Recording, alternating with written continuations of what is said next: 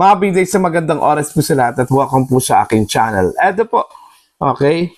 Pag-usapan po natin po mga kabida, no? Ito kung sinabi po ni Pangulong Ferdinand Bongbong Marcos, ano? Kung saan po, pinagbawalan po niya ito kung mga politiko, dyan ho sa distribution po ng mga ayuda, kagaya na lang po ng AKAP mga kabida, no? At iba pang mga ayuda, okay? Na binibigay po ng gobyerno para ho sa ating mga kababayan, okay?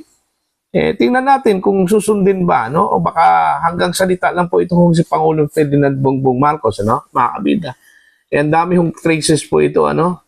Na yung kanyang mga salita ay hindi po tinutupad at hindi po natupad, ano? Mga kabida, ano po? Eto, babasahin ko lang po, ano? Balita po ng The Philippine Star, mga kabida, no? President Bongbong Marcos says politicians will be barred from being involved in the delivery of financial aid. Marcos says unprogrammed funds were reduced to absolute bare minimum, the lowest since 2029, adds it will not be a backdoor for discretionary funding, will have clearly defined triggers, and will be validated.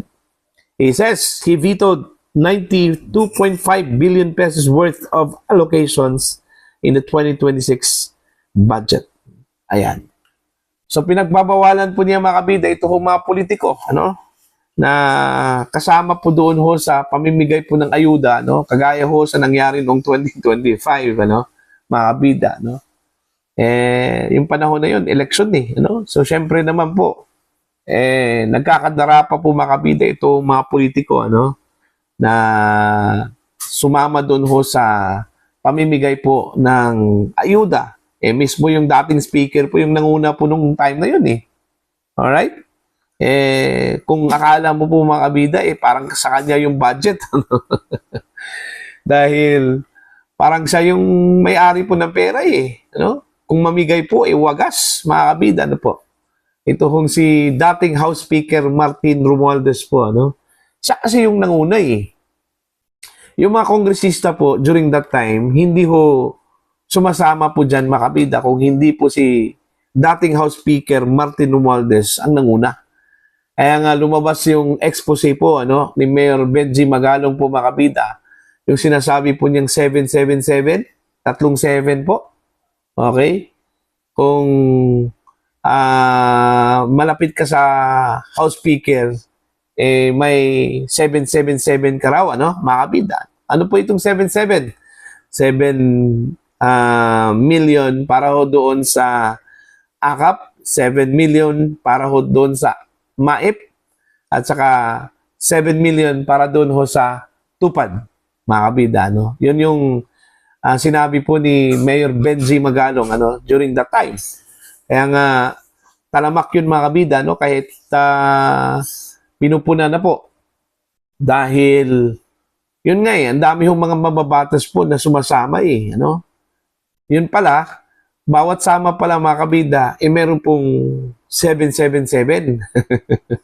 Pero itinanggi po yan ng mga mababatas. Yung aligasyon ho ni Mayor Magalong po mga kabida, hindi daw yung totoo, ano? Pero ayon po sa mga dokumentong nakuha po ni Mayor Magalong, totoo daw yun mga kabida, ano po, no? Yun daw yung scheme, okay? During that time, ano? Para ho magkapera ito kung mga mababatas daw mga kabida, ano po, no? Okay? So ito, titingnan natin ito kung pangako po ng Pangulo po mga kabida at babala po niya, no? Na pinagbawalan po niya itong mga politiko po na sumama dyan sa mga distribution po ng mga financial aid, okay, dyan po sa ating mga kababayan po mga kabida, dapat lang po, kung sino man po yung in charge, dapat sila lang po yung gagawa niyan, ano? Hindi po dapat kasali po yung politiko, ano? Kasi yung politiko po mga kabida, tagagawa lang po yan ng batas Kaya nagtataka nga tayo kung bakit sumasama yan sila mga kabida during distribution, ano? Okay? Ang role lang po ng mga mababatas, lalong-lalo na po ng mga kongresista po mga kabida, is tagagawa lang po ng batas yan. Okay? Hindi po ginagampanan yung trabaho po ng ehekutibo, ano? Mga kabida. Trabaho kasi yan ng executive branch yung mamimigay ka ng ayuda, financial aid doon ho sa mga kababayan po natin, ano? Hindi po akma yung mga mababatas na sumasali po doon, ano? Again, yung kanilang mandato, primary mandate po makabida is to craft laws. Ganun lang po yun kadali. Pero ang problema ngayon, para bang inaako na po ng mga lawmakers po makabida yung trabaho po ng executive branch. Kasi sila na mismo yung nanguna dyan ho sa trabaho po ng executive branch. Kagaya na lang po ang pamimigay po ng ayuda, no? Mga kabida. Kaya nung time na yon, yung 2025, grabe katalamak, no? Yung corruption po, no? Mga kabida. Kaya nga sabi nga ng mga kritiko ano, na parang ito hong mga nasa kongreso parang sila na po yung may-ari po ng pera, no? Mga kabida. Kasi pwede po silang magdesisyon kung ilan po yung ibibigay po sa inyo. Hindi. Kagaya na lang po yung ginawa po ni former Speaker Martin Romualdez sa video na nakita ho natin, ano? Okay? Magbigay ng pera, 5,000 pesos.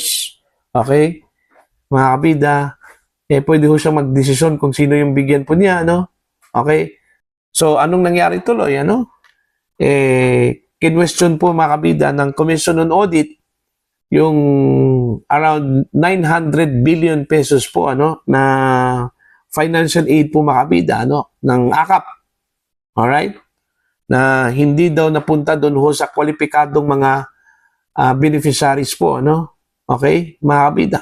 Kasi po, yung time na yun, pamumulitik ka talaga yon. Kasi election time Kahit na ang malinaw po sa mandato po doon mga kabida, no, na dapat ang bibigyan yung mga kwalipikado. Okay? Kagaya na lang po ng AKAP. Dapat yung mga kapos na mga kababayan po natin, ano, ang dapat beneficiary po doon. Wala Pati yung mga may magandang bahay, may magandang buhay mga kabida, nabibigyan po. Okay? Naging beneficiary po, ano, mga kabida. Saan po yung justice po doon? Ano? Okay? Nangyari po yon dahil sa politika nga. Okay? Ginawa pong gatasan po mga kabida yung AKAP para po isulong ng mga politiko yung kanilang mga agenda, no, mga kabida, which is, okay, para po iboto po sila ng mga tao, ano? Yun po yung malinaw ano? Hindi po pwedeng itanggi po yan ng mga mababatas po, ano? Mga kabida. Kaya nga sumasama yan sila kasi during that time, election Alright? At mostly mga kabida, doon yan sila pupunta sa mga lugar kung saan balwarte po nila, ano po? Okay? So, sana ito pa rin po ng mga politiko yung babala po ng Pangulo po ngayon, mga kabida, no? Na hindi po dapat sila sumama sa mga financial aid distribution dyan po sa mga kanayunan po, mga kabida, no? Okay? Dapat DSWD lang po yung in charge. Pagtupad, dole po. Pag AIX, mga kabida, at saka AKAP, DSWD yon, ano, mga kabida, ano. Meron pong kahit na po tinapyasan po ng Pangulo yung unprogram funds, mga kabida, malaki pa rin yon, ano.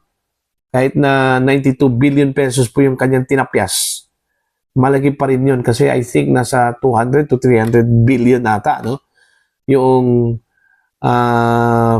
pondo po, ano, sa unprogram funds, mga kabida, ano, na nilagay po ng mga mamabatas. Okay? Pero dapat tingnan po natin yung pondo na yan, kung saan po mapupunta yan, ano, mga kabida. Okay? Dapat po maging mapagmatsyag po tayo dyan, ano, sa pondo na yan. Yung unprogram funds po, no, mga kabida. Kasi po, posibleng yan po yung magiging prone po sa corruption, ano po, mga kabida. Okay? So yan na po, para po sa inyo, ano po ang inyong opinion at pananaw patungkol dito sa sinabi po ng Pangulo na bawal na po ang mga politiko, ano, dyan po sa pamimigay po ng mga ayuda po, mga kabida, kagaya na lang po ng AKAP, AIX, ano, at iba pang mga financial aid para ho sa ating mga kababayan po, mga kabida. Ano po? Please comment down. Sa mga hindi pa po subscribers sa aking channel, please subscribe. Just click the subscribe button, click the notification bell, click all para updated po kayo mga kabida sa aking mga uploads. Maraming salamat po sa inyo lahat.